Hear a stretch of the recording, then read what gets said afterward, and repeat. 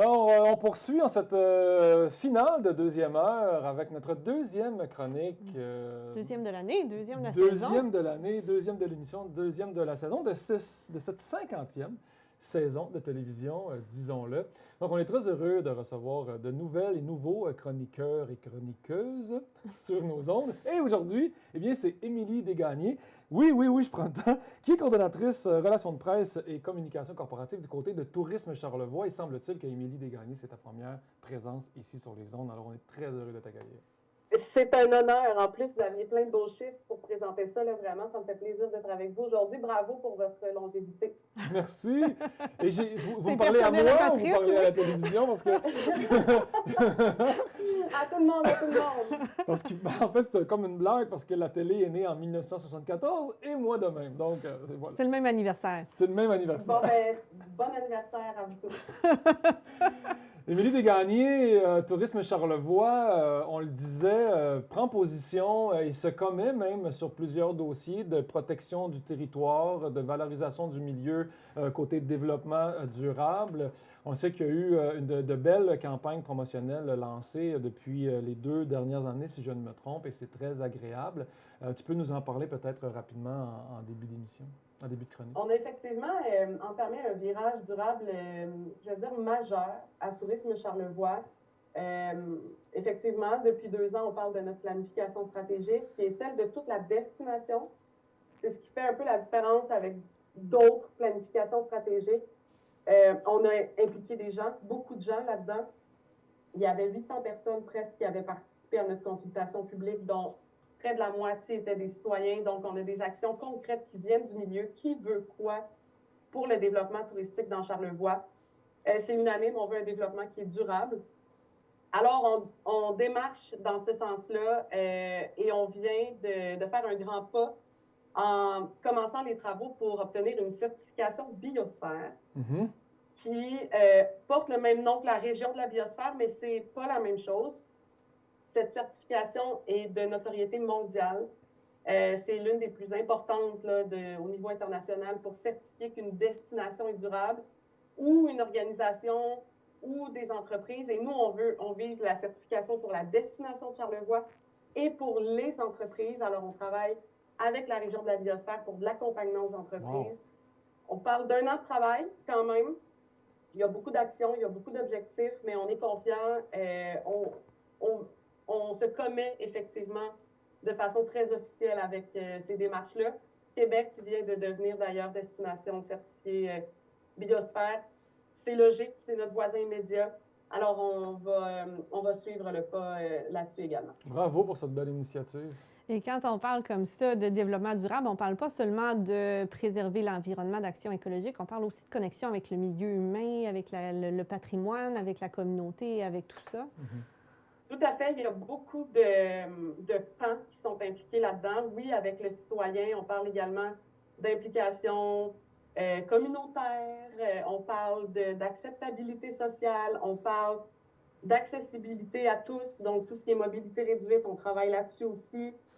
Il y a énormément, c'est social, environnemental et économique. On touche vraiment à tout avec ça, là. Et en plus, on en parle peut-être moins aujourd'hui. On aura l'occasion de se reparler dans une prochaine chronique cette année. Émilie, au niveau de la route des saveurs également, au Tourisme Charlevoix, prend le lead, entre guillemets. Prend le dossier en main. Prend le dossier en main. Merci de cette francisation. Voilà. Bien, tout à fait. Puis c'est un point très, très pertinent. D'ailleurs, on vient d'embaucher notre nouvelle ressource. Pour la route des saveurs, notre chargé de projet en tourisme gourmand, Charles Brouard, qui est entré en poste, lui, va structurer ce produit-là qui est très demandé, encore la route des saveurs. Et on l'a repris il y a quelques mois de la table agro, la table agro-touristique de Charlevoix, pour justement la relancer, augmenter son rayonnement. Qui va être membre? Ça va être quoi les circuits? Qu'est-ce qu'on propose? On veut la renouveler. C'est le premier circuit gourmand au Québec qu'on a ici dans Charlevoix. Ça a été, je veux dire, imité dans d'autres régions. Après ça, il y a eu toutes sortes de choses, des routes des vins, des routes de scie. Mais ici, on a été vraiment précurseurs. Alors, ce produit-là, sur 3 ans, on veut le faire monter comme ça, en notoriété, en rayonnement. pour le maintenir en vie aussi. Là. Mhm. C'était ça l'objectif d'abord. Là. Et on était du côté de l'Émile Charlevoix hier et on a vu les belles petites créations. Je dis affichettes, mais ça peut être sous verre ou je ne le sais pas trop, qui sont des dessins, qui sont les logos de la Route des Saveurs que vous aviez présenté au lancement l'année dernière, je crois.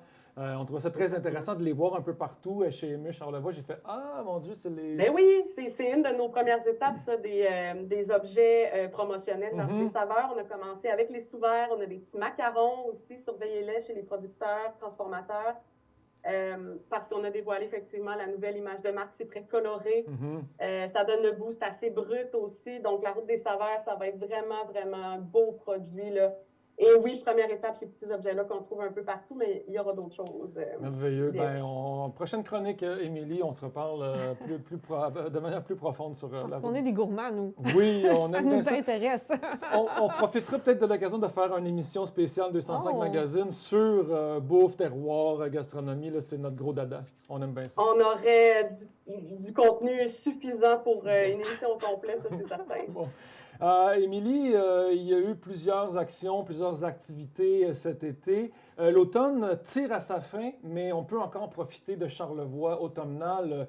Encore quelques jours, quelques semaines, même ici, là, les couleurs perdurent quand même un petit bout avant l'arrivée des grandes neiges. Là.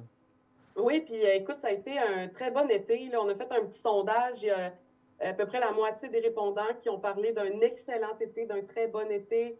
Plusieurs, même meilleurs que l'an passé. C'est variable. C'était un bon été. L'automne aussi se dessine pour avoir été assez bon. Oui, c'est sur la fin des couleurs, mais il y a encore beaucoup de choses qui sont accessibles. Évidemment, je pense à la randonnée pédestre, je pense au golf, Via Ferrata, Grande Tyrolienne, le train, les baleines.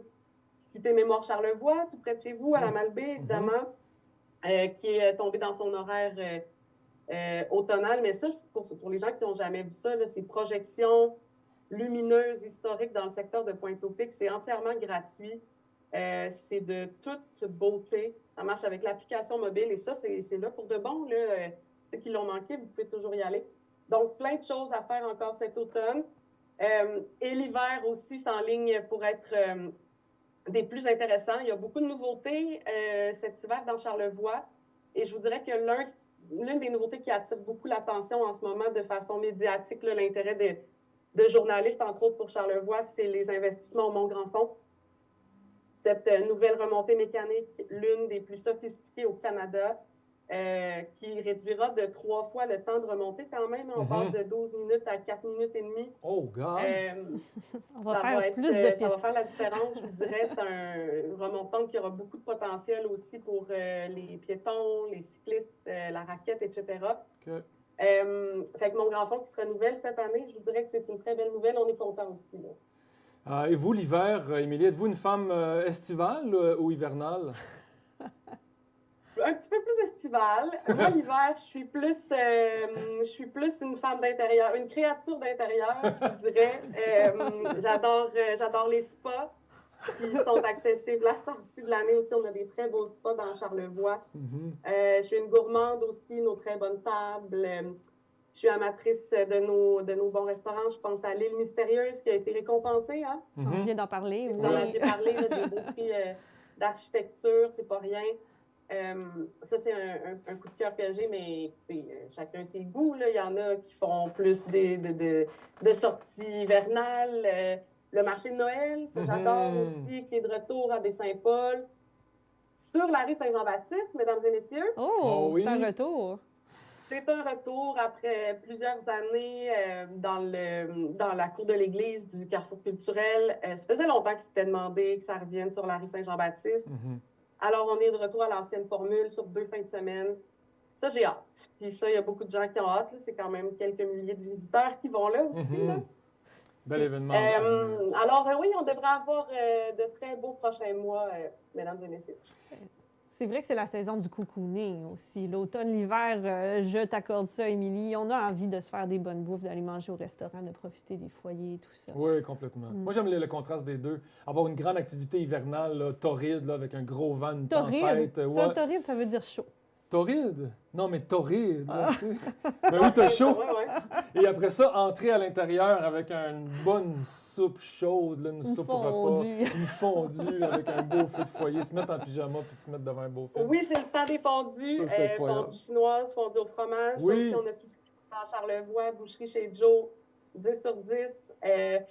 La fondue de la vache, Ouais. de laiterie Charlevoix, fondue Exact. au fromage. Des beaux produits. Ça aussi, ça fait partie de mes petites recommandations Ben, personnelles. Émilie Desgagnés, merci beaucoup pour ce temps, cette belle chronique Tourisme Charlevoix. Et tu es une belle ambassadrice de la région. Tu sais, oui, tu as un poste précis au sein de Tourisme Charlevoix, mais on sent tout ton amour et ton appartenance, évidemment, mais surtout ton envie de le partager à tout le monde. Puis ça va nous faire plaisir de te revoir cette année.